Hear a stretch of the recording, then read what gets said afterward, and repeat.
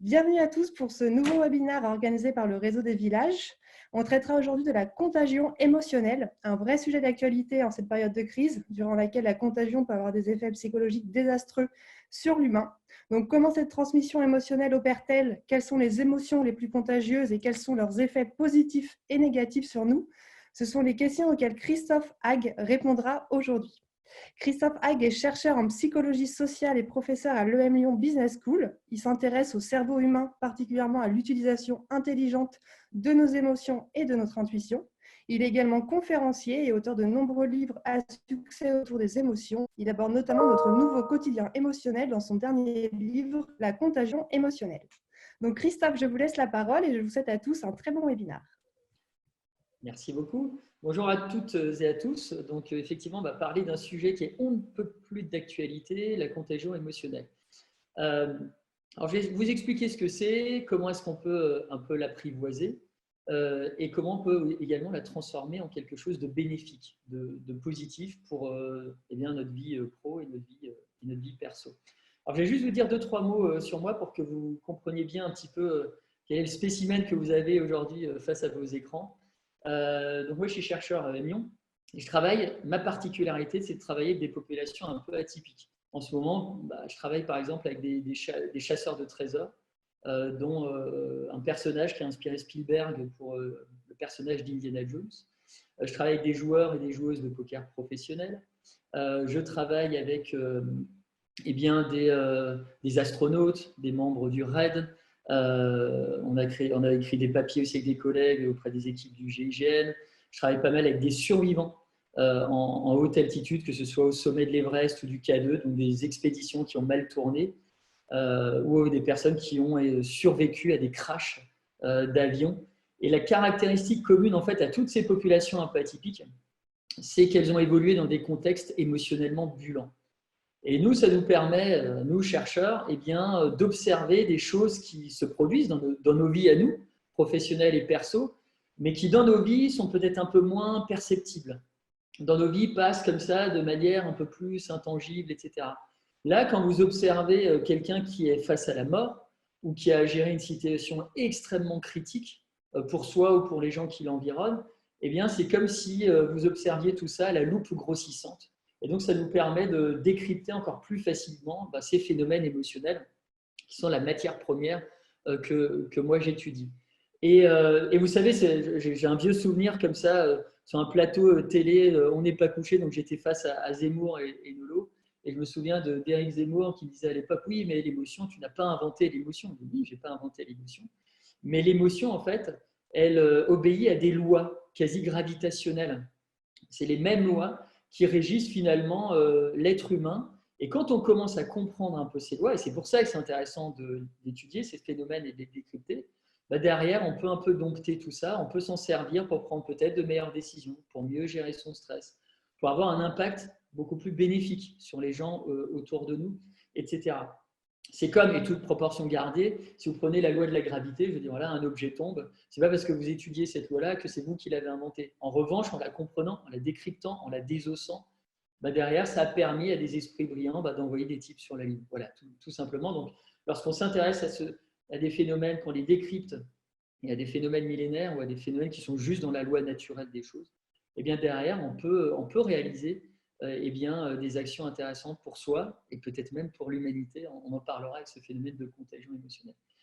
Alors, je vais tout de suite vous donner la philosophie de ma recherche, de mes écrits, pourquoi est-ce que je travaille là-dessus et en quoi, pour vous, entrepreneurs ou salariés, ces sujets sont importants. Vous savez, avant Covid-19, on faisait l'examen de conscience de notre empreinte carbone. Et on a toujours à la faire, parce que c'est quelque chose d'important pour la bonne santé de cette petite boule bleue. Je crois que ce confinement, aujourd'hui, il a juste mis un focus sur un autre examen de conscience qu'on doit impérativement faire ici et maintenant. C'est notre examen de conscience de notre empreinte émotionnelle. Quel type d'agent pathogène on a envie d'être? Est-ce qu'on veut être pourvoyeur d'émotions bénéfiques ou d'émotions toxiques pour les autres? Sachant que, par effet miroir, lorsque vous êtes systématiquement dans la production d'émotions toxiques, et donc que vous créez des choses un peu bizarres autour de vous, qui ont un impact sur la santé psychique et physique des gens, Eh bien, dites-vous qu'il y a toujours un espèce de retour de bâton. Il y a un espèce d'effet miroir. Le boomerang, il vous revient toujours. Et plus vous êtes toxique, plus ce retour de boomerang, il va être sévère. Et il va peut-être même à un moment vous-même vous rendre malade, etc. Donc là, tout ce que je produis, tout ce que je fais, les échanges qu'on peut avoir aujourd'hui sont guidés par ça. Soigner notre empreinte émotionnelle. Et quand tu es entrepreneur, en fait, ou quand tu as un poste de responsabilité, quand tu es parent, quand tu es une figure d'autorité, eh bien, ta contagiosité émotionnelle, elle est encore plus puissante. Tout simplement parce que les gens qui sont autour de toi, ton environnement proche, les gens qui dépendent d'une certaine manière de toi, que ce soit tes enfants, tes collaborateurs ou autres, sur qui, en fait, tu vas agir directement. Tu fais un peu la pluie et le beau temps sur ces personnes-là, que ce soit sur leur vie pro ou leur vie perso. Eh bien, ces personnes-là vont être encore plus attentives à tous les signaux faibles émanant de ta personne. Et donc aux émotions que tu dégages. Et donc ça va augmenter effectivement votre contagiosité. Donc là se pose cette question, quel type d'agent pathogène on a envie d'être? Et moi je combats une espèce que je vois de plus en plus en entreprise depuis une dizaine d'années et qui grossit un peu, vous savez, comme les lapins qu'on a interdit de shooter dans la verte prairie écossaise et qui aujourd'hui pullulent et qui causent quelques petits dégâts au niveau de la flore écossaise. Eh bien, aujourd'hui, moi, je combats une espèce qu'on appelle l'enflure toxique. L'enflure toxique, c'est quoi? Alors, c'est un espèce de mélange entre différents traits sombres qu'on peut retrouver chez certaines personnes. Il peut y avoir de la perversion narcissique, il peut y avoir un peu de machiavélisme, etc. Et ces personnes-là, en fait, elles pullulent aujourd'hui dans pas mal d'organisations et à tout poste. Et ce qui est un peu embêtant, c'est qu'une fois que vous avez fait rentrer le loup dans la bergerie, c'est qu'il est très très dur à décroter en fait, ce loup-là. Il suffit qu'en plus vous lui donnez un peu de pouvoir au début pour que derrière, vous n'avez pas envie de vous y frotter. Parce que vous savez, dès que vous allez remettre en cause son périmètre décisionnel ou sa zone de pouvoir, cette personne-là dispose de suffisamment de ressources psychiques bien, pour vous emmerder, pour vous en faire baver en fait. Peut-être même pour vous attaquer personnellement votre image ou attaquer l'image de la boîte. Donc qu'est-ce qu'on fait tous lâchement? Une fois qu'on les a fait rentrer, ces gens-là, on les laisse un peu tranquilles. Et ces gens-là vont recruter des gens, des porte-flingues de cette enfluerie toxique, qui vont venir relayer en fait leur manière de faire. Vous savez, le management par la peur, le management par l'angoisse, etc. Eh bien ça, c'est ce qui vient un petit peu les nourrir, vient nourrir en fait leur manière de faire et leur manière d'être. Et il se trouve que ces personnes-là, lorsqu'elles vous contaminent, c'est très très très compliqué après de se désengager émotionnellement de tout ça. Vous avez un psychologue, un neuropsychologue célèbre qui disait la chose suivante, le cerveau humain agit sur les expériences négatives comme du velcro et sur les expériences positives comme du téflon. Bon, l'image parle d'elle-même. Lorsque vous êtes contaminé d'émotions toxiques, c'est extrêmement dur de sortir tout ça. Ça s'ancre dans vos têtes et dans vos corps. Et à décroter, ça devient un petit peu compliqué. Alors, je vais vous donner 2-3 astuces pour le faire. Mais voilà, donc l'idée, c'est d'un peu ramener une sorte d'équilibre émotionnel dans la force. Et de se dire, tiens, quand tu es peut-être entrepreneur, dirigeant, que tu t'occupes d'individus, que tu as des individus dans ton éventail de subordination, etc., tu as une responsabilité. Comme disait l'autre, un grand pouvoir implique de grandes responsabilités. Je crois qu'on a tous à porter ce poids-là et à être responsable. Et je glisse vite vers la sphère perso.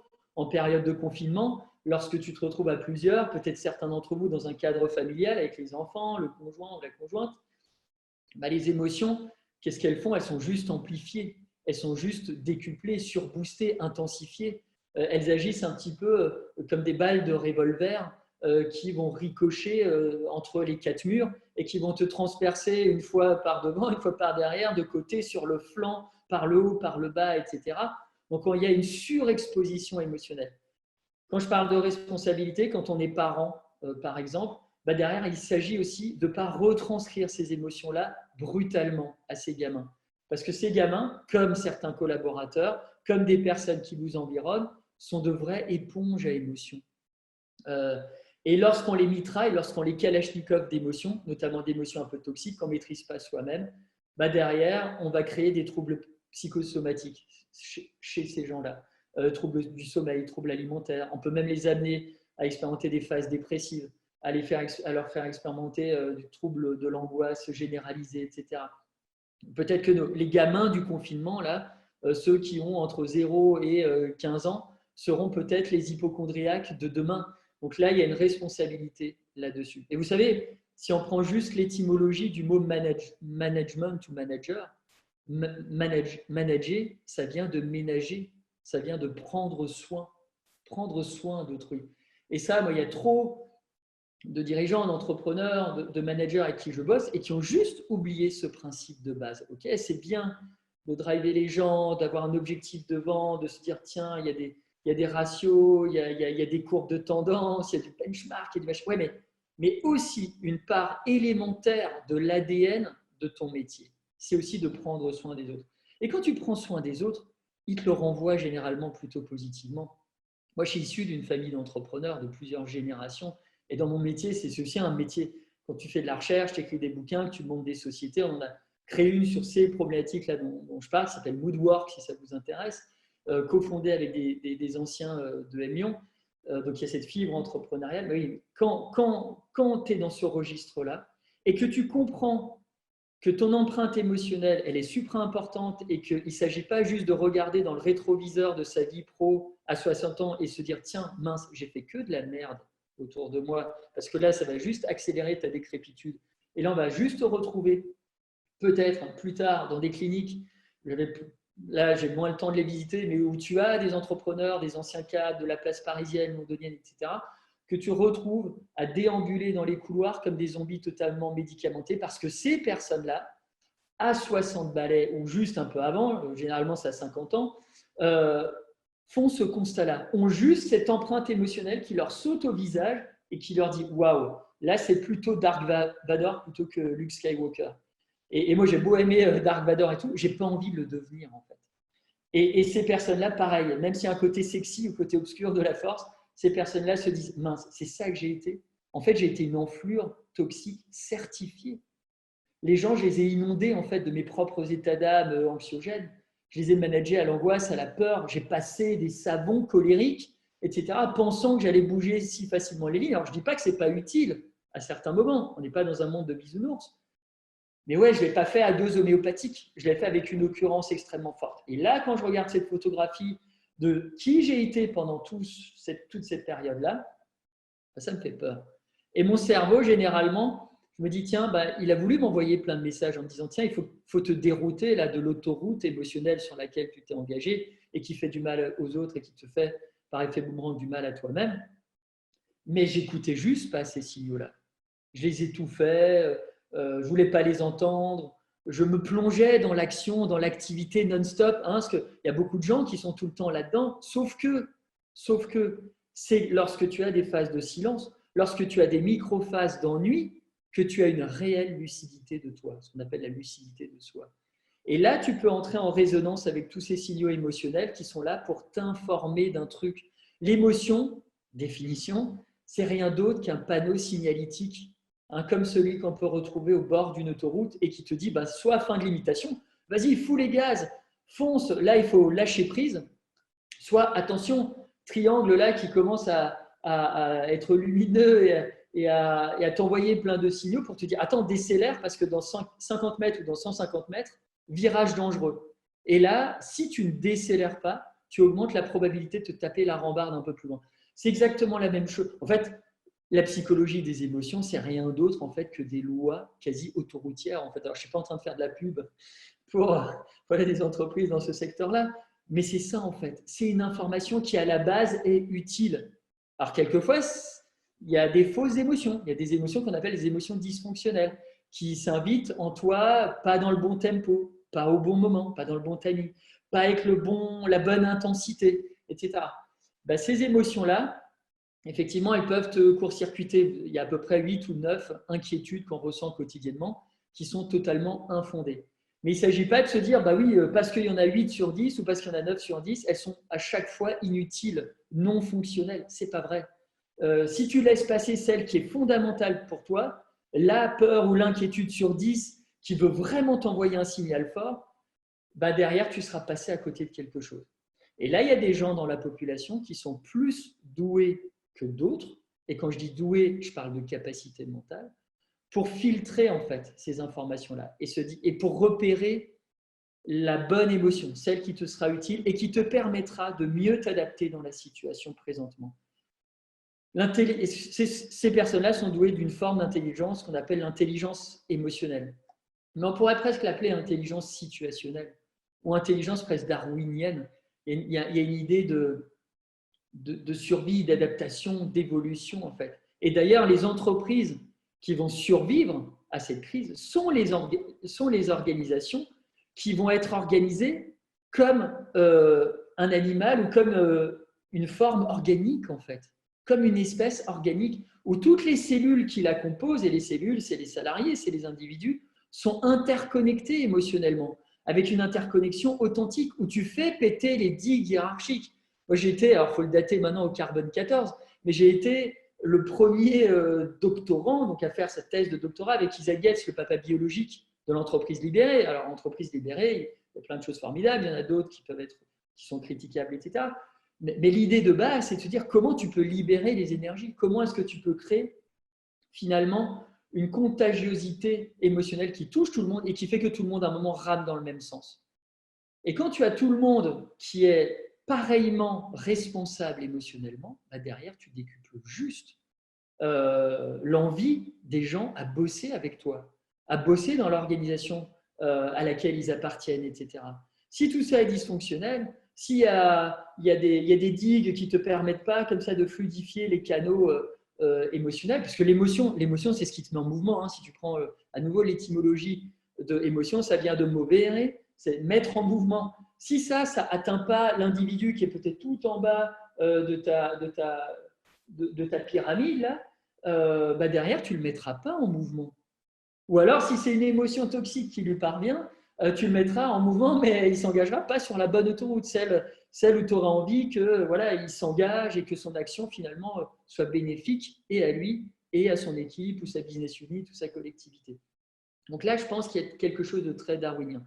Et si ça, les entreprises ne le comprennent pas, si elles restent figées, constipées émotionnellement, tu ne peux pas t'adapter en fait.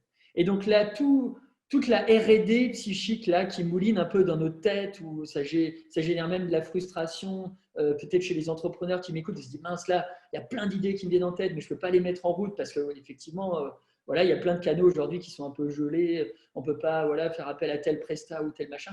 Mais si ça, tu ne le penses pas maintenant, et si ça, à un moment, tu ne modifies pas la structure organisationnelle de ta boîte, et que tu ne fluidifies pas ces rapports-là, ça ne marchera pas. Alors, il faut de la structure, parce qu'une entreprise qui est uniquement managée à l'émotion, ce n'est plus une entreprise, c'est une foule. Donc, il faut un peu de structure. Et il faut des individus qui viennent un peu baliser tout ça. Et là, tu places à des postes clés des individus émotionnellement intelligents, qui sont des régulateurs d'émotions, des espèces de modulateurs, un peu comme ceux que tu peux avoir lorsque tu es sur un chat ou sur un forum d'échange, etc., et qui vont venir à un moment recadrer, remettre un peu dans le droit chemin, etc. Bah, quand tu fais ça, derrière, tu crées un climat émotionnel qui est juste top. Et tu diminues la toxicité de ta boîte, parce que ces personnes sont des agents pathogènes d'émotions bénéfiques extraordinaires. Il y a des études qui montrent que ces personnes-là ont une espèce d'aura émotionnelle surpuissante qui génère des émotions positives chez les individus et les amène à ramer dans le même sens. En revanche, on vient de constater avec mes équipes que lorsque tu as un niveau d'intelligence émotionnelle qui est très bas, tu as un niveau de toxicité qui est très haut. Et tu es notamment très machiavélique, tu as très peu conscience de la conséquence de tes actes sur autrui. On en revient toujours à cette idée de responsabilité ou responsabilisation émotionnelle. Et donc, tu peux créer vachement de dégâts. Donc, si j'ai un conseil à vous donner, repeuplez vos entreprises d'individus émotionnellement intelligents ou travailler sur cette dimension-là. Et c'est quoi l'intelligence émotionnelle ? C'est comme toutes les autres formes d'intelligence, c'est un processus qui permet de traiter une information. Là, l'information, elle est de nature émotionnelle, hein, c'est ce panneau signalétique dont je vous parlais. Ben là, dites-vous juste qu'il y a des gens dans la vie qui sont plus capables que les autres. Alors, il y a des facteurs et génétiques et des facteurs environnementaux, heureusement, hein, parce que le déterminisme biologique, on sait où ça nous mène, mais qui peuvent derrière plus facilement capter l'information émotionnelle. derrière plus facilement comprendre quelles sont les causes, pourquoi ça vient en moi ou chez l'autre, pourquoi l'autre a cette réaction-là, à cet instant T, dans telle ou telle négociation, ou dans telle gestion peut-être de conflit, ou dans telle réunion, etc. De comprendre quelles sont les conséquences bénéfiques et moins bénéfiques à ressentir ce type d'émotion chez soi ou chez l'autre, et derrière, à réguler cette émotion. Est-ce que je reste là-dedans? Je ne sais pas, je dois brainstormer, faire un brainstorming flash de 30 minutes. Il faut que je sois un peu disruptif, même si je n'aime pas trop ce mot, parce qu'il est utilisé de manière trop courante, et derrière, c'est souvent assez vide. Mais dans quel état émotionnel je dois être? Ok, si je ressens une petite pointe d'angoisse modérée, bah ouais, il faudrait que je reste là-dedans. Plutôt que de me dire, tiens, il faut que j'ai le méga smile, il faut que ce soit la méga joie, bah voilà, il y a des études qui te montrent que quand tu ressens de l'angoisse modérée, tu génères beaucoup plus d'idées lors d'un brainstorming, et donc tu augmentes la probabilité peut-être d'atteindre cette fameuse idée auquel les autres n'ont pas pensé, et qui peut-être sera demain un avantage concurrentiel pour ta boîte. Bref, tout ça pour vous dire aussi que les émotions, je parle d'émotions toxiques et bénéfiques plutôt que d'émotions négatives et positives, parce que l'émotion en soi, elle n'a pas de valeur, c'est comme l'argent. C'est ce que tu en fais qui lui confère une valeur. C'est les émotions que tu diffuses et leur impact sur les autres qui seront négatifs ou positifs. Donc ça, gardez-le en tête. La peur, ça te sert. La peur, ça nous sert là, pendant ce confinement. Je veux dire, il y a une réalité. Covid-19 tue des gens. Moi, je suis alsacien, j'ai déjà perdu 10 personnes de mon entourage, de mon deuxième, troisième cercle, des gens que je connais depuis la petite enfance, qui sont morts. Et ce n'était pas que des vieux, en fait, que des personnes âgées là-dedans. Il y avait des personnes plus jeunes, etc. Donc, ressentir cette peur, c'est bien parce que ça te permet de revisiter ton hygiène de vie. Voilà, ok, ben, on n'est pas tous dans la rue, on ne se serre pas la main, il y a des gestes barrières, il y a des choses comme ça qui sont là pour te protéger.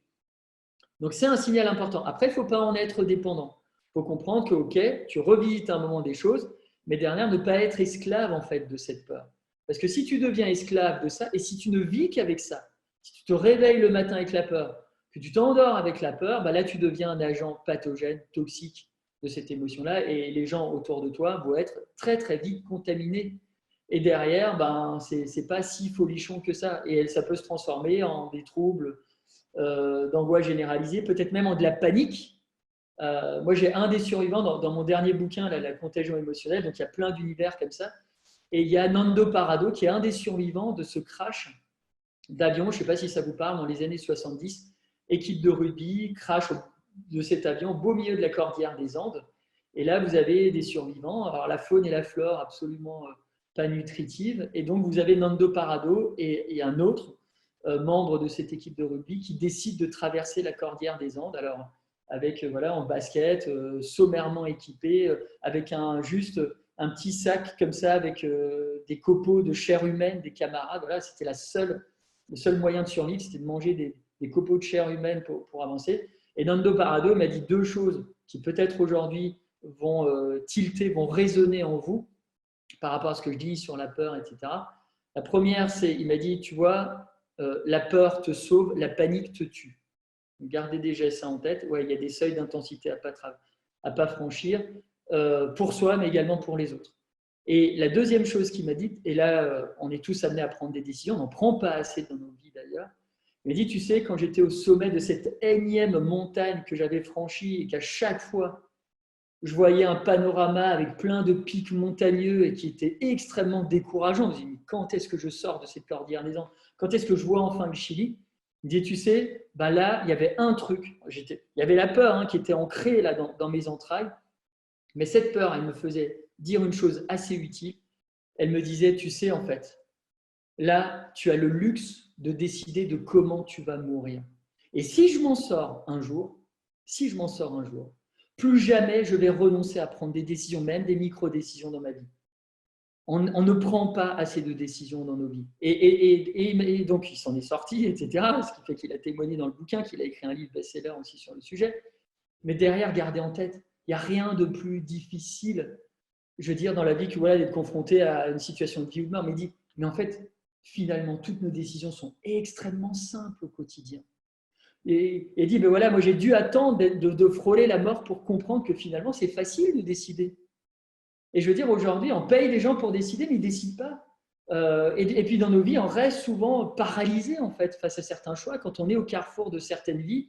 Non, alors que la peur devrait à un moment juste t'indiquer que, ok, c'est juste qu'il y a quelque chose à enjeu pour toi, que ce soit d'un point de vue perso, est-ce que je reste avec telle ou telle personne, etc. Alors là, je ne vais pas initier cette discussion forcément, mais on le voit bien que quand on regarde les premiers résultats de recherche de mes amis psychosociologues en Chine, on voit bien qu'il y aura plutôt un taux de divorce et de séparation accentué plutôt qu'un corona boom en décembre. Bon, bref. Mais il y a ce côté, cette peur-là, elle doit quelque part nous aider. Elle doit nous révéler à certaines choses et nous dire que ouais, il y a un enjeu pour toi. Donc suis-là et fais de l'énergie du désespoir qui accompagne la peur, finalement, une action pleine d'espoir. L'espoir, c'est quoi? C'est l'énergie du désespoir, en partie. Donc, c'est quelque chose qui te met aussi en mouvement. C'est ce qui a sauvé Nando Parado. C'est ce qui a fait qu'il a pu, à travers tous ces jours, en perdant 30 kilos, trouver des secours. C'est-à-dire cette énergie du désespoir qu'il a transformée en quelque chose de positif, qui était l'énergie de l'espoir. Et là, je m'adresse à toutes les personnes qui ont lancé leur boîte ou qui expérimentent des difficultés fortes. Quand tu comprends que si tu rends ta boîte organique, donc beaucoup plus souple, donc beaucoup plus réactive, donc avec un taux d'adhésion et de collaboration accentué par des émotions centrales fortes qui drivent tout le monde. Et si derrière tu dis, ok, mais on va avoir des décisions fortes d'entrée de jeu déjà maintenant, on va peut-être s'orienter, se différencier, on va oser, même s'il y a 2-3 choses qui sont encore floutées, qui sont dans le brouillard, je pense que c'est que comme ça, en osant. Peut-être que tu te casseras la gueule à un moment, mais en même temps, c'est propre aussi à l'ADN de l'entrepreneur. Tu sais que voilà, tu sais que tu peux trébucher dans ta vie, et même si tu as un frigo à remplir, même si tu as des emprunts sur tes baraques, sur ta bagnole, sur ton machin. Je veux dire, si tu vis paralysé par la peur et tu ne la transformes pas, tu ne déclenches pas cette espèce d'automatisme qui t'amène à essayer de réinventer le monde et une dynamique d'espoir, mais que tu ne vis que prisonnier d'elle avec un espèce de syndrome de Stockholm qui t'accompagne continuellement, bah ouais, peut-être que tu vas continuer encore à remplir ton frigo, ton machin, mais tu seras dans une vie qui sera totalement dissonante avec tes envies et avec la réalité du marché. Et donc, quelque part, tu mourras en fait un moment. Mais c'est juste que tu mourras et que tu n'auras pas anticipé comment te ressusciter en fait de tout ça. Donc, les émotions, à la base, c'est quelque chose de fondamentalement utile dans nos vies. Et c'est bien de se laisser contagionner. Et ce n'est pas par hasard qu'on expérimente ça. Moi, j'appelle l'émotion la particule de Dieu. Alors, il n'y a rien de religieux là-dedans, c'est plutôt quelque chose de spirituel. Mais sans ça, on est quoi? On est de la plomberie. Hein. Je veux dire, les organes, on les a tous à peu près installés au même endroit. Ça fonctionne de la même manière. Il y a des lois biologiques qui régissent tout ça. Mais c'est quoi cette espèce de supplément d'âme qui te fait être, qui te fait bouger, qui fait que les gens ils te suivent ou pas, etc. C'est l'émotion. Et c'est une particule dont tu as la quasi-obligation, lorsque tu as la visibilité dont je te parlais, que ce soit au niveau pro ou perso, eh bien de transmettre aux autres. On est plus de 7 milliards sur cette petite boule bleue, je ne parle pas de nos ancêtres, à capturer et à émettre cette particule-là. Et cette particule, elle n'est pas faite pour rester au fond de toi. Je veux dire, quand il y a quelque chose de positif, je sais bien qu'on est dans un pays où la tristitude est dominante, où on a du mal des fois à exprimer nos réussites, etc. Mais ne pas le faire. Alors, il y a des manières de le faire pour que ça ne se transforme pas en envie, au sens envieux, envieuse et jalousie derrière, et que ce soit contre-productif. Mais cette émotion-là, elle doit circuler. Sinon, tu es victime de ce que j'appelle moi l'effet Gollum. L'effet Gollum, je ne sais pas, voilà, pour les fans du Seigneur des Anneaux, hein, c'est cette espèce de créature là, qui vit avec son précieux, là, avec son anneau, et qui ne veut pas le partager, qui veut le garder pour soi. Et derrière, ça le ronge de l'intérieur. Et tu vois que finalement, ce hobbit s'est transformé en cette créature-là, infâme, machin, enfin, dont les traits ont été modifiés et qui n'a plus, plus de sociabilité, il n'y a plus rien dans cette créature. Elle est totalement dépendante. Non, à un moment, tu as une réussite, tu la partages. Alors, il faut marketer ce partage, que ça colle avec la culture de ta boîte, mais tu le fais.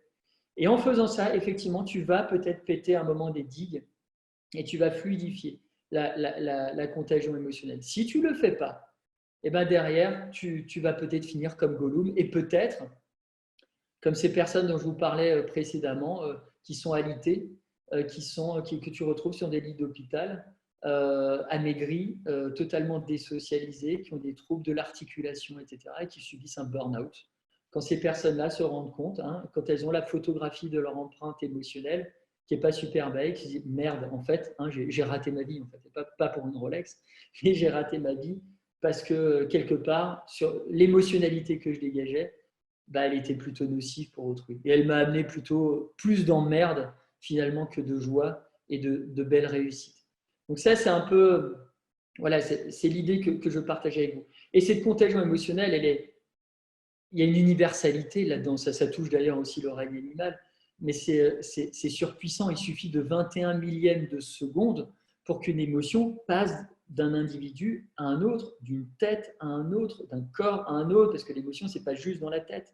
L'émotion, il y a une réalité physiologique. Quand tu as peur, quand tu es en colère, etc., il y a des manifestations physiques au niveau de ta peau, au niveau de l'accélération de certains organes, au niveau d'une sous-activation de certaines zones du cerveau et certaines zones du corporel. Il y a une sous-activation, une suractivation musculaire. Donc, bref, c'est un tout. Ben, ouais, cette émotion-là, elle a un rôle à jouer et elle donne du sens à nos vies. Je veux dire, l'émotion, elle a quoi comme bagage en fait sur elle? Elle a le sens, l'interprétation de l'événement. Donc, quand tu partages des émotions sur quelque chose, en fait, tu partages aussi du sens. Quand on parle de sales-making, sales-maker, etc., ou sales-giver, bah ouais, mais si tu le fais sans émotion, c'est sec, c'est désertique, ça en fait mal à la gorge. Et moi, combien de grands patrons avec qui je bosse, et certains du CAC 40, très connus, etc., étaient dans un registre, mais qui était totalement, où l'émotion était totalement en jachère, et ces personnes-là avaient une durée de vie. Donc, alors, ils allaient d'entreprise du CAC à entreprise du CAC avec des CDT très courts, et ces personnes-là, à chaque fois, échouaient à partager du sens parce qu'elles échouaient finalement à partager de l'émotion. Et le sens vient avec l'émotion. Et la décision vient avec l'émotion. Comment veux-tu faire un choix entre alpha et bêta, entre telle ou telle destination, si tu n'as pas une connotation émotionnelle? S'il y a pas la préférence, elle vient de ça. Et il n'y a pas un labo de neurosciences dans le monde qui va contredire ça. Si tu veux décider, il faut en amont qu'il y ait une émotion qui vienne colorer ce choix ou cette prise de décision. Donc sans ça, bah, tu ne peux pas être non plus un super décisionnaire. Donc ne pas inclure ça dans ton équation, bah, c'est presque, et là je m'adresse aux décideurs, là, et on est tous décideurs de sa vie, pro ou perso, mais à ceux qui ont en plus un poids économique, qui entraînent des individus derrière, bah, ça vient en plus court-circuiter ça et tu peux que te tromper. Si tu deviens dépendant juste d'un logiciel d'aide à la décision, de machin, de prévision, on voit bien ce que ça a donné en 2007, 2008. Moi, j'ai l'ancien PDG de Lafarge qui disait, ben voilà, moi j'ai passé ma vie à essayer de nous rendre moins accros, moins addicts, moins dépendants à ce type d'outils, même si ça peut avoir son utilité.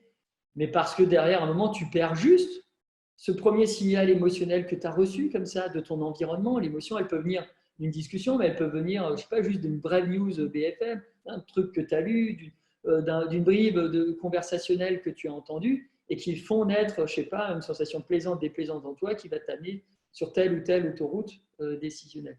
Si tu ne penses qu'aux outils, si tu es dépendant de ces outils-là, bah derrière ce signal-là, il est totalement emboué ou embrumé, en fait, il n'y a même plus accès. Et c'est en fait le constat, le diagnostic que font bien, la plupart des personnes dont je vous parlais qui se retrouvent à regarder dans le rétroviseur finalement une vie. Ben voilà, ils sont passés à côté de quelque chose. Ils ont été dissonants toute leur life en fait. Donc l'intervention là que j'ai face à vous, il y a un objectif aussi de préservation de soi. Je ne suis pas en train de vous dire que ça devrait être remboursé par la sécurité sociale, mais un peu quand même. Pourquoi? Parce que vous avez récemment aussi une psychologue, un économiste célèbre qui vous montre que si dès le plus jeune âge, on développait les compétences émotionnelles, l'intelligence émotionnelle des individus, et ça peut commencer dès la crèche, et bien derrière, on aurait des personnes qui non seulement auraient un niveau d'intelligence émotionnelle supérieur à la moyenne, mais ces personnes-là aussi auraient beaucoup moins de carences au niveau de leur santé psychique et physique et auraient beaucoup moins recours à des boîtes d'anxiolytiques, à des antidépresseurs, etc., qui viennent creuser en fait le trou de la Sécu. En France des supraconsommateurs de ce type de boîte. Donc, je pense en plus qu'il y a eu une envolée pendant le confinement. Et ben derrière, à travailler sur ces compétences-là, eh bien, tu anticipes, tu permets aux gens de mieux gérer leur stress. Et d'ailleurs, on le voit, les personnes douées de cette intelligence-là sécrètent moins d'hormones de stress, de cortisol en situation stressante. Ces personnes-là ont 3 fois plus de chances de ne pas tomber en burn-out ou d'expérimenter des troubles dépressifs assez aigus, etc.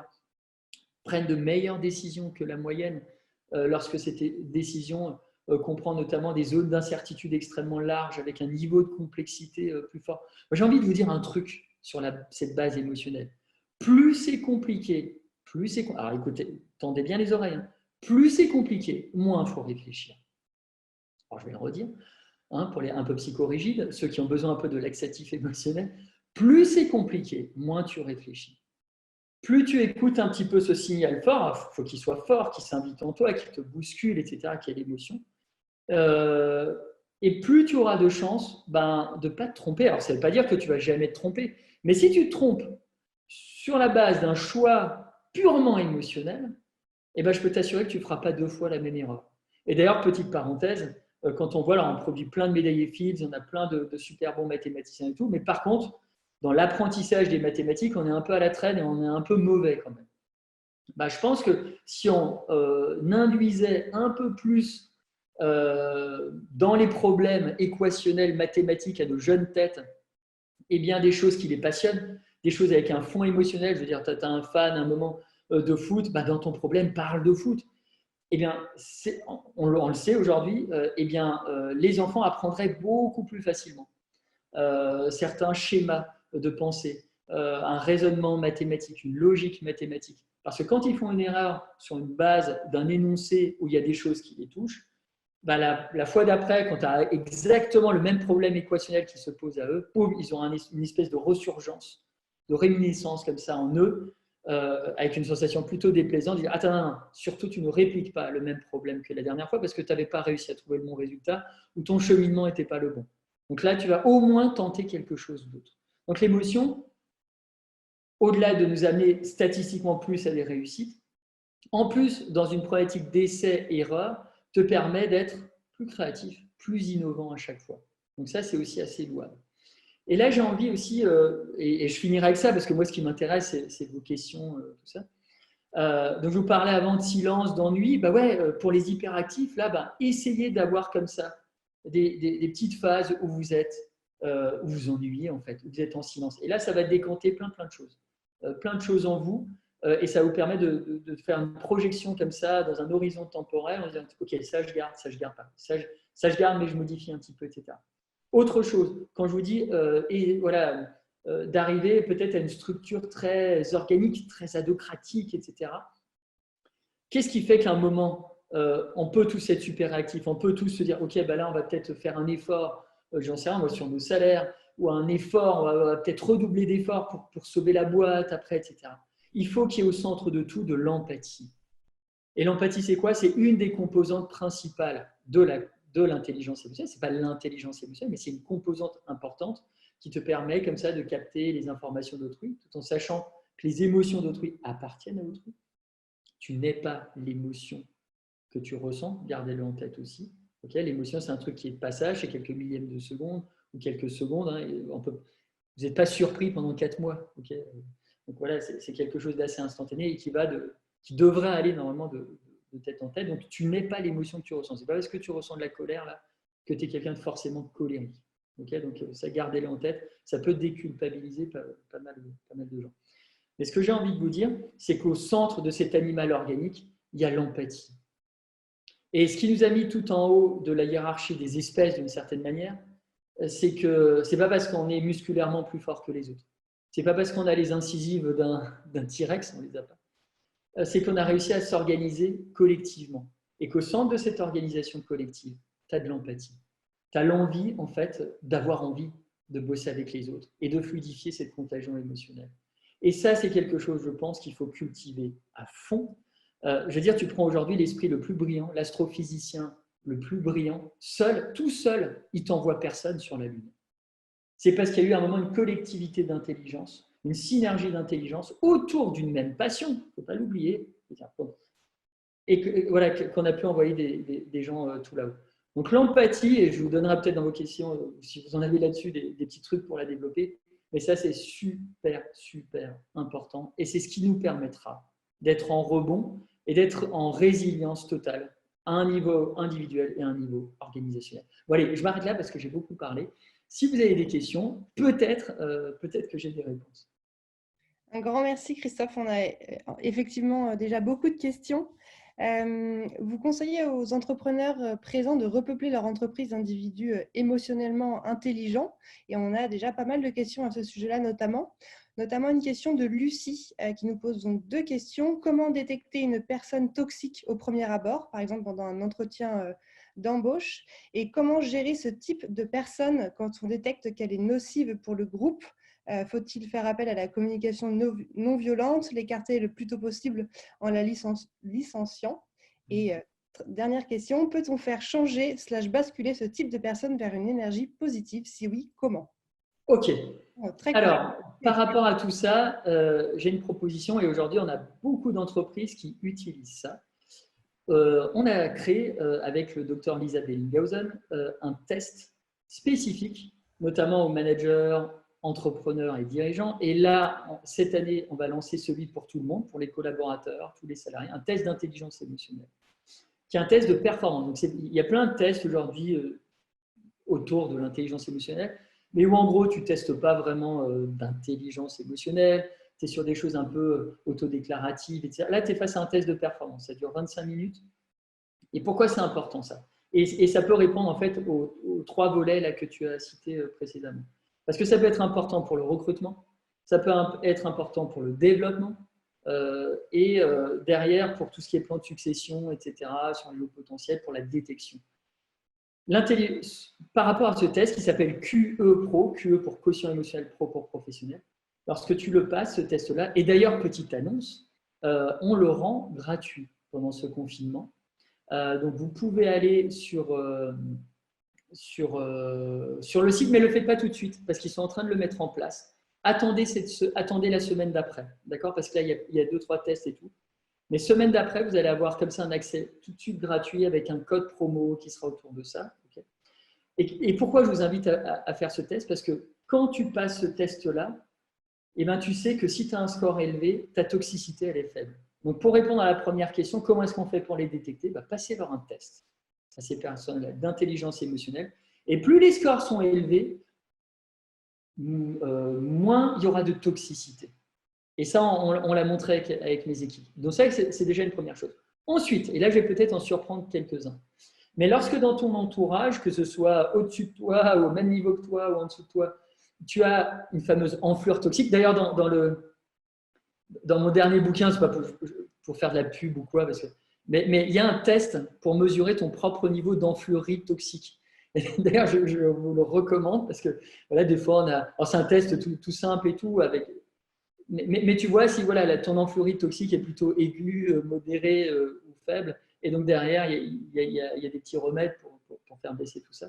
Mais bon, bref, lorsque tu es face à quelqu'un qui est un émetteur ou une émettrice d'émotions toxiques avec une occurrence forte qui viennent t'impacter et qui peut-être t'impacte toi plus que les autres. Peut-être que cette personne-là te frustre toi encore plus que les autres. Peut-être qu'elle génère en toi encore plus de colère que les autres. Si tu disposes de ressources psychiques suffisantes, c'est cette fameuse capacité de résilience, si tu te sens suffisamment costaud pour rester un peu au contact, eh ben, je t'invite à rester un peu au contact de cette personne. Parce que cette personne, parce qu'elle appuie chez toi sur des trucs qui juste boostent, accélèrent, amplifient un ressenti profond, peut-être que cette personne-là a mis le doigt, sans le savoir, inconsciemment, sur un problème que tu n'as pas encore réglé.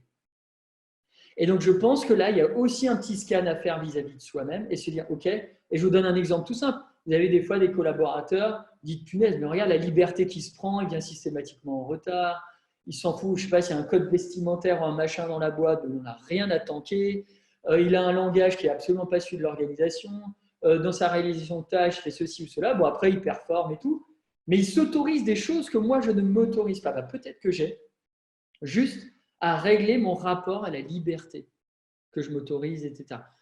Après, il faut se détacher de ces personnes-là aussi, parce que généralement, une enflure toxique qui, comme ça, a un pouvoir sur toi, avec une nocivité aussi importante, à un moment, tu t'en détaches. Mais tu prends juste cet espace-là, on dit, mais pourquoi elle me frustre?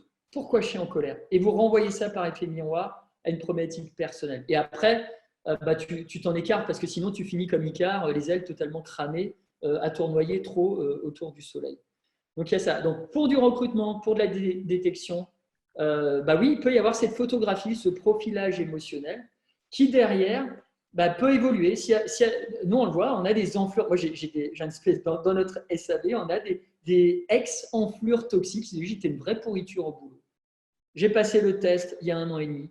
J'ai été suivi par un coach certifié là-dessus, QE Pro. Donc, tout ça, c'est made in France, en fait. Ce n'est pas un énième test adapté d'une culture américaine et qui, psychométriquement, statistiquement, ne fonctionne absolument pas chez nous. Non, on l'a fait sur des entrepreneurs, entrepreneuses, autant d'entrepreneurs que d'entrepreneuses, de dirigeants, de dirigeantes français, françaises, et qui derrière te dit, OK, là j'ai eu ma photographie, j'ai été suivi, notamment en distanciel, 1h30, par un ou une coach que j'ai pu choisir, certifié QE Pro, et voilà, j'en suis à ma 5e ou 6e séance, et j'ai déjà bougé 2-3 lignes. Parce que là, il y a un message d'espoir aussi. Parce que on vous vend plein de trucs, on dit ouais, tu peux peut-être changer ta personnalité, ton machin. Les traits de personnalité, ça ne change pas beaucoup. Après, on va dire 25 ans. Et d'ailleurs, quand tu sais que tu as à peu près, suivant les traits, 60 à 80% des traits de personnalité que tu as qui sont hérités de tes parents ou tes grands-parents, tu dis merde, il y a un facteur génétique qui est quand même un peu puissant, je ne vais pas pouvoir trop bouger les lignes là-dessus. Donc moi, je prédis d'ailleurs que dans quelques années, il y aura des neuroprocès, même si je n'aime pas mettre neuro à toutes les sauces, où tu auras des gens qui vont expliquer certains actes répréhensibles ou des machins, juste en disant non, c'est pas moi, c'est pas de ma faute. J'ai hérité génétiquement sur des séquences de génome de cette personnalité, donc faites un procès plutôt à la génération d'avant. Bon bref, et je ferme cette parenthèse. Sur l'intelligence émotionnelle, aujourd'hui, on remarque qu'il y a une plasticité émotionnelle, il y a globalement une neurogénèse possible au niveau du cerveau, c'est-à-dire qu'on peut reconfigurer, recréer de nouveaux circuits neuronaux. D'ailleurs, là, je suis en train d'écrire un bouquin auquel participe Pierre-Marie Liédot, qui est le papa biologique de ce concept-là et qui, moi, je pense, aura prochainement un prix Nobel pour cette découverte-là. Et de dire, mais même après 25 ans, même quand tu es très vieux, même quand tu es très âgé, tu peux encore développer ton intelligence émotionnelle. Et donc, oui, on peut récupérer des senior sites, des profils Dark Vador, et les ramener un peu du côté un peu moins obscur de la force pour qu'ils fassent moins de dégâts. Donc ça, c'est possible. Et ça peut passer d'ailleurs. Moi, j'ai parmi mes lecteurs des gens qui avaient mis le bouquin dans le casier, mais de manière totalement anonyme, avec un marque-page, donc c'était de leur manager en l'occurrence, avec le marque-page juste où tu as le test pour mesurer ton niveau d'enfluerie toxique. Et à la réunion d'après, la personne, donc là c'était un type, était venu avec le bouquin, qui m'a offert ça, donc personne n'a levé la main, hein, la fameuse peur d'être ostracisé ou sanctionné, bref. Mais ça a suscité une discussion, et la personne dit, bon ok, vous sentez que j'ai un travail à faire là-dessus? Et cette personne a engagé un travail, et cette personne m'a contacté après. Enfin bon bref, et cette personne-là est beaucoup moins enflure toxique qu'elle était.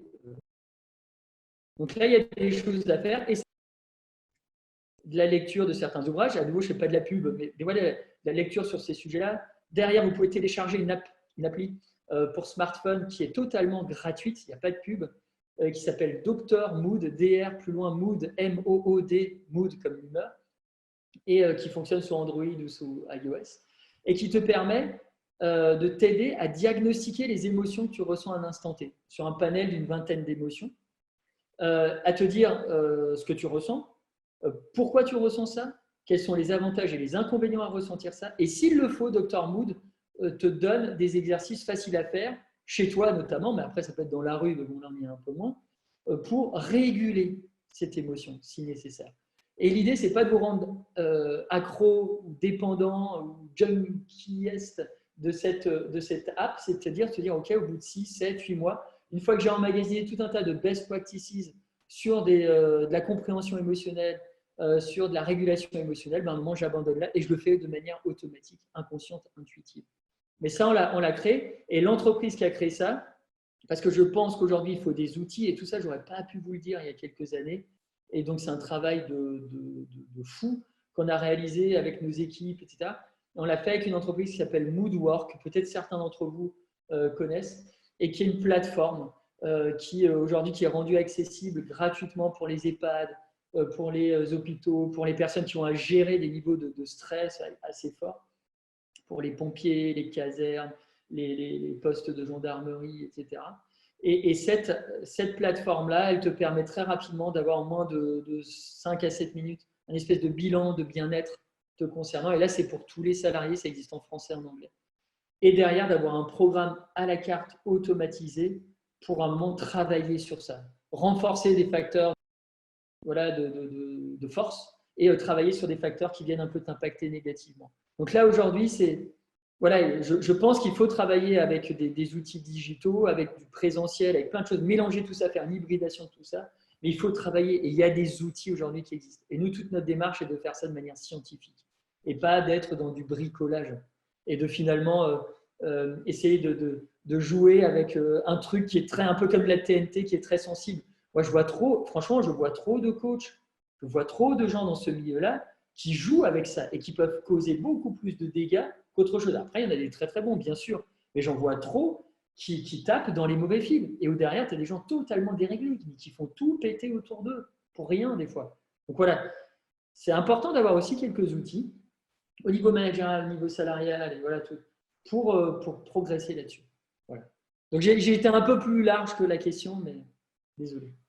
Merci beaucoup. Pour les participants, on vous joindra toutes les références évoquées par Christophe dans le lien recap qu'on vous enverra dans l'après-midi. Comme ça, vous pourrez poursuivre ces sujets-là. Christophe, vous parliez de l'importance de l'empathie. Il y a plusieurs personnes qui sont intéressées par vos conseils pour être plus empathique, comme vous l'aviez proposé. Et une autre personne qui se demande si trop d'empathie ne risque pas de nous rendre plus vulnérables vis-à-vis de nos employés. Ouais. On a quoi on a encore 3 heures là, c'est bon? Non, je te 4 minutes. Ok, alors j'ai essayé d'être synthétique. Là, je m'adresse tout de suite aux Bob l'éponge ou aux Bobette l'éponge qui nous écoutent et qui sont souvent écrasés en fait par la société où on dit ouais, c'est presque un handicap, c'est une tare de ressentir tout ça, tout plein de trucs, en excès peut-être quelquefois. Déjà, j'ai envie de vous dire que vous êtes disposé d'un super pouvoir comme des héros Marvel. Parce que vous voyez, vous captez d'un point de vue. L'émotion, c'est une captation, c'est des organes sensoriels qui bossent, hein. Par l'odeur même, j'en parle dans le bouquin, mais par la voix, par la gestuelle, par l'expression faciale, etc. Donc vous voyez des choses, vous captez des choses que les autres ne captent pas. Donc déjà, d'un point de vue capacité à capturer de l'information émotionnelle, vous êtes des surdoués. Donc ça, c'est déjà top. Simplement, il faut que ces éponges-là apprennent à s'essorer. Et c'est ça l'intelligence émotionnelle. La différence entre empathie et intelligence émotionnelle, c'est que oui, l'empathie te permet cette première capture de tous ces signaux-là via ce process de contagion émotionnelle. Mais derrière, l'intelligence émotionnelle te permet aussi de t'auto-essorer. C'est comme une éponge que tu plonges dans un seau d'eau. Si tu la plonges dans de la flotte et tu la laisses là-dedans, elle va s'imbiber, elle va atteindre son pouvoir max de saturation, d'absorption, et après, elle va te servir à rien. Et il peut lui arriver, elle va se dégrader, elle va tomber en miettes, etc. Non, il faut toujours s'essorer un moment. Alors, voilà, ceci dit, voilà, vous disposez, vous, déjà d'un truc, il faut travailler l'essorage, mais bon, ça, c'est l'objet d'une autre question dans une autre vie, mais on peut aussi travailler sur ça. Et il y a des gens qui manquent d'empathie, qui ont des profils Robocop. Et d'ailleurs, pareil, dans le bouquin, tu peux savoir à quel bout du continuum tu es, ou si tu as un espèce d'équilibre des deux. Comment est-ce que tu boostes ça lorsque tu n'en es pas doué et que tu ne travailles pas au quotidien? Il y a des neuroscientifiques qui ont montré que, par exemple, lire des romans de fiction, alors ce qui est top, c'est le Caméléon de Tchekhov, mais enfin, tu peux lire aussi du Marc Lévy, j'ai rien contre Marc Lévy, enfin, je fais le parallèle, mais bon, bref, c'est juste qu'après, il y en a un qui booste beaucoup tout de suite ton empathie, l'autre, ça booste l'empathie de manière un peu plus lente, quoi. Mais la lecture te permet ça, parce que tu as une classe de neurones en toi qu'on appelle les neurones miroirs, que moi j'appelle les neurones paparazzi, et qui vont photographier tout ce que tu fais, ce que font les autres, et qui vont notamment photographier ce que tu lis, et les interactions psychologiques entre les personnages qui composent en fait l'histoire que tu es en train de voir, et qui sortent souvent soit du vécu de l'auteur, soit de ses propres observations lorsqu'il écrivait une terrasse de café, etc., ou qu'on lui racontait des choses. Donc il y a un fond de réel là-dedans. Eh bien, cette classe de neuromiroir va venir photographier je sais pas, ces interactions sociales et va venir les placer dans un espèce d'album photo mémoriel, donc dans ta base de mémoire, et qui sera consultable à tout moment, etc. Donc là, tu développes ta compréhension de l'autre, ta compréhension émotionnelle de l'autre, et tu vas dénicher encore plus facilement l'intention qui se cache derrière l'émotion d'autrui. Donc là, on peut booster ça comme ça de manière assez simple. Lorsque vous travaillez, écoutez une musique que vous aimez. Je veux dire, derrière, il y a des travaux de chercheurs, que ce soit à Genève ou aux États-Unis, qui te montrent que quand tu travailles dans un environnement musical qui t'est agréable et que tu socialises avec des gens pendant ce temps-là, bah, ça booste en fait, ça vient activer tout un tas de zones. Il y a la micro-méditation. Voilà, moi je suis très précautionneux quand j'utilise le mot méditation parce que ça peut faire peur, on s'imagine un truc hyper lourd à mettre en place. Mais je veux dire, quand tu fais ta vaisselle, quand tu repasses là, tu es déjà dans une micro-méditation, quand tu fais une balade en forêt, etc. Et là, tu te reconnectes à toi-même. Et quand tu te reconnectes à toi-même, d'une certaine manière, tu te reconnectes aux autres. Parce que tu comprends mieux les autres en t'étant aussi reconnecté à toi-même. Donc, il y a plein de petits trucs à faire. Et juste par rapport à sur l'empathie, Dr Mood, hein, l'app, elle te permet aussi de la développer parce que voilà, tu comprends mieux les signaux extérieurs, donc tu les captes après plus facilement et plus automatiquement. Un autre truc que je voulais vous dire, c'est que cette émotion qui est un cadeau en fait, qu'on reçoit, etc., qui nous contamine souvent. Alors, à nouveau, ok, il y a les bénéfiques, il y a les toxiques, mais souvent, voilà, il y a cette information-là qui est extrêmement utile pour toi. Derrière, ça me fait toujours penser à une réplique prononcée par cet acteur Jeff Goldblum dans ce film Jurassic Park ou dans ce livre pour les fans de Jurassic Park. Je parle du premier, pas des sombres blues qui ont suivi. Et donc Ian Malcolm, ce personnage fictif, donc ce mathématicien célèbre, disait au concepteur du parc, donc il avait créé un parc touristique autour, voilà, on avait recréé des espèces de dinosaures pour ceux qui ne connaissent pas le film, et on disait tiens, on contrôle les naissances en laboratoire, on ne peuple que le parc de dinosaures femelles, et dans le laboratoire, on contrôle les naissances, etc. Et là, Ian Malcolm, le mathématicien, dit au concepteur fou du parc, il leur dit mais vous êtes totalement fou, et je le cite, il y a une chose que l'histoire de l'évolution nous a apprise, c'est que la vie ne peut pas être contenue. La vie prend le large. Elle acquiert de nouveaux territoires. Elle renverse toutes les barrières. C'est parfois pénible, c'est parfois dangereux, mais enfin, c'est comme ça. La vie trouve toujours un chemin. C'est exactement la même chose pour une émotion forte, intense, qui à un moment s'invite en toi. T'as beau la refouler, t'as beau l'ensevelir sous des tas de sable, elle va vouloir te cogner pour te dire des choses, quitte même à te mettre à genoux, malade, pour que tu entendes vraiment son message, que tu sois dans l'inactivité pour qu'enfin tu sois en résonance avec toi-même. Gardez en tête que voilà, quand on est contaminé par ce type d'émotions-là, très fortes, très intenses et qui nous disent des choses sur la situation, essayez un peu de l'écouter, cette émotion-là, de manière empathique, et peut-être que derrière, elle t'amènera sur la bonne autoroute. Merci beaucoup Christophe. Malheureusement, on va devoir s'arrêter là. Il est déjà 15 heures. Merci beaucoup pour votre analyse super inspirante. Vous avez de remerciements dans l'onglet Converser, qui est des personnes qui nous disent que c'était passionnant. Donc, encore merci. Et pour rappel aux participants, donc j'envoie tous les liens des ouvrages, de l'application et des outils dont Christophe a parlé pendant le webinaire par mail dans l'après-midi pour que vous puissiez poursuivre ces sujets et les approfondir.